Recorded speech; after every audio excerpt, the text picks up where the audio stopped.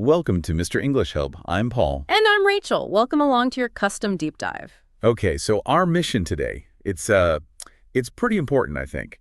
We're looking at taking your English skills, well, getting them out of the textbook, really. And into the real world, moving past just knowing the rules, the theory. Right, and turning it into something, living, a language you can actually use day to day, whether you're just chatting about your morning or, say, writing an important email for work. And we've pulled together guidance, dialogues, strategies from our sources. It's basically a toolbox designed to help you handle those real-life situations, the ones that aren't always predictable. Okay, so where do we start? The absolute foundation. It has to be the everyday stuff, the language you use to describe your daily rhythm. Right, the basics. Like our source material really emphasizes internalizing those common verbs, the ones you use constantly. Exactly. Things like wake up, get out of bed, brush teeth, get dressed. The skeleton of your day. And it's not just knowing the word, is it? It's using it naturally. Like you don't just eat breakfast. No, you make breakfast or you have breakfast. Yeah. Or maybe you just have coffee and toast. And it's the same for work. You go to work, you sit at your desk, you answer emails, write reports, that kind of thing. Being able to just narrate your day smoothly. Precisely. And, maybe adding those little adverbs of frequency makes it sound much more natural. Ah, good point. So instead of just, I leave the house at 8. You might say, I usually leave the house around 8:15. Or on Fridays, I always try to finish emails before I leave. It adds that layer of detail. Got it. Okay, so once you got your own routine down, you start interacting with other people. And this is where politeness comes in. Oh, absolutely. It's huge in English, that power of politeness, and especially using indirect requests. Okay, I get we need to be polite. Yeah. But sometimes, say you're really stressed or in a rush, why not just be direct? Help me or give me the menu. Isn't clarity the main thing? Well, clarity matters, of course. But in most English-speaking cultures, being too direct, especially with requests, can come across as, rude. Rude, even if you need help. Yeah, or demanding. Think about it. Help me. Doesn't really give the other person much choice, does it? It sort of puts them on the spot. Indirectness softens it, shows respect for their time or willingness to help. Okay, so the trick is to frame it differently. Our sources gave some good examples, like if it's serious car breaks down on the motorway. You'd probably go a bit more formal, maybe declarative. I need some assistance. It's direct about the need, but still polite. But for everyday stuff, like asking someone to help set the table. That's what the conditional language is key. Would you mind helping me? Or could you give me a hand? It's asking, not telling. Much softer. Right. And there was that specific point about asking for a favor. Yeah. You have to use do. Yes. Always. Could you do me a favor? Or will you do me a favor? Never ever make me a favor. That's a really common slip-up we see. Good flag.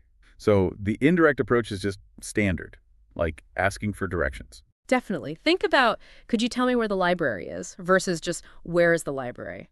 The first one acknowledges they might not know or might be busy. It's just more considerate. It's a core social thing. Okay, that makes sense. So if we take that politeness principle, that indirectness, and apply it somewhere maybe a bit more chaotic, like the supermarket. The grocery store. Yes, it can feel overwhelming, but our sources actually give a really clear 3-step process to handle it. 3 steps. Okay, what's step 1? Planning. Before you even go, this saves so much hassle. Check the fridge and check the pantry. The pantry, right. That's where you keep the pasta, rice, cans, spices, the dry stuff. Exactly. Know what you have before you go. So if you want to make spaghetti, you check if you have pasta, then you list out what you need. Sauce, onions, maybe some ground beef, whatever. So you don't end up buying things you already have. Saves time, saves money. Totally. Then step 2 is actually navigating the store itself. You need the right equipment. You mean like a shopping cart or a basket? Yeah, exactly. A big cart, or sometimes people say trolley for your main weekly shop, or just a smaller basket if you're only popping in for milk and bread. And then finding things. The layout can be confusing. True. But there's usually a logic. Produce fruit and veg that's often near the front. Dairy, the cold stuff, that's usually way at the back. They want you to walk past everything else. Right. And the stuff in the middle. Those are the aisles. They usually have signs hanging down. Aisle 5, pasta, rice, sauces. Look for those. Okay, but what if I still can't find, say, the beans? I can't just yell beans. No. This is where you use that polite, indirect request we talked about. Find a store employee and say something like, "Excuse me, I wonder if you could help me." Or, excuse me, could you possibly tell me where I can find the canned beans? Ah, using I wonder if or could you possibly. Smooth. Exactly. Makes all the difference. Then step 3 is the checkout. You've got the regular cashier or the self-checkout machines. Right. And the really important thing here is the receipt. Absolutely critical. The receipt is your proof of purchase. If you need to return something later, or if you get home and realize you were charged the wrong price, or maybe something spoiled, you need that receipt. Don't just throw it away. Got it. Proof of purchase. Okay, let's switch scenes slightly. How does this politeness apply when eating out, ordering food? Same principle, really. Avoid that direct, I want. It just sounds a bit demanding in a restaurant setting. So instead, you'd say, The classic is, I would like, or even more common and natural in conversation, the contraction, I'll have. So I'll have the chicken salad, please. okay, that sounds natural. And asking for things, like the menu. Simple and polite. Can I have the menu, please? Or at the end, can I have the bill, please? Or maybe check, depending on where you are. Bill or check, got it. Okay. And just generally, lots of please and thank you. Constantly. And when the server puts your food down and says, enjoy your meal. Just say thank you, don't overthink it. Exactly. Keep it simple. Keep it polite. Okay, so we've covered this sort of functional language for routines, shopping, eating out. But how do we move beyond just functioning? How do we really master it and feel confident? Now we're talking transformation. Yeah. Our sources are really clear on this. It starts with mindset. You need basically 2 things. An open mind and, crucially, a willingness to step outside your comfort zone. You have to be okay with things feeling a bit messy or unpredictable sometimes. Right, because real life isn't like a textbook exercise. It's noisy, people talk fast. Exactly. You have to embrace that challenge. So reading is great, but it's not enough on its own. You need active practice. So what does that look like? What are the best ways to get that practice? Seek out places where English is actually being spoken. Maybe join a conversation club or go to local community events if you can. Even just striking up small conversations in a cafe, waiting for a bus. Casual conversations, okay. Yeah. But what happens when you get stuck? Someone speaks too quickly or uses a word you don't know. It can feel intimidating. It can, but the key is not to freeze up. See mistakes as learning chances. It's perfectly okay to ask for clarification. How would you phrase that politely? You could say something like, excuse me, could you possibly speak a little more slowly?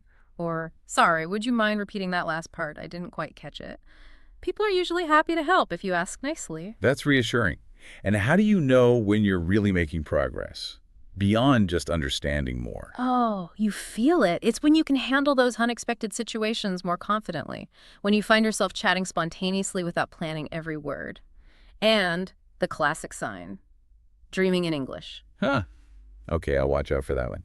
Now, linking this idea of confidence and real-world use to the professional sphere, emails come up a lot. Yes, professional communication is key. And with emails, the subject line is kind of the gateway, isn't it? It determines if someone even opens it. Totally.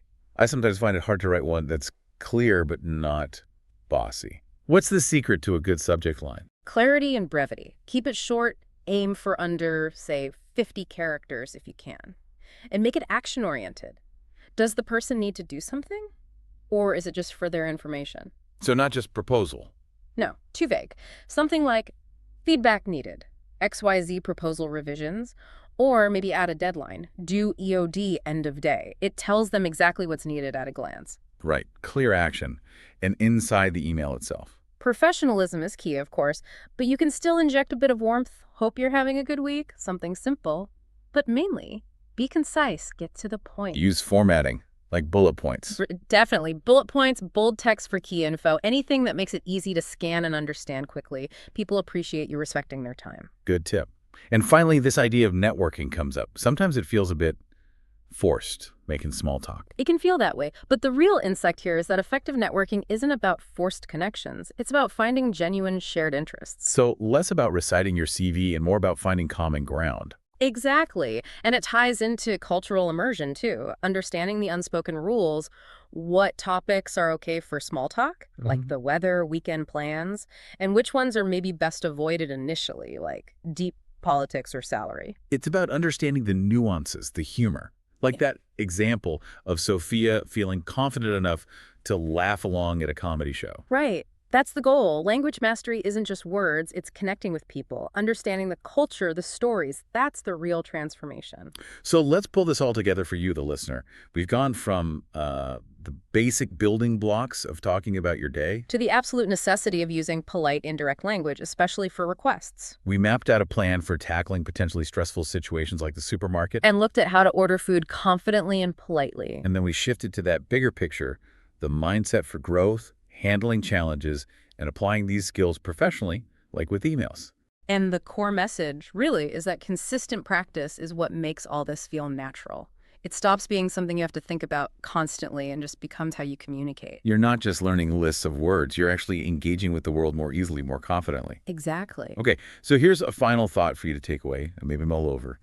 We talked quite a bit about using that polite, indirect framing, things like, would you mind?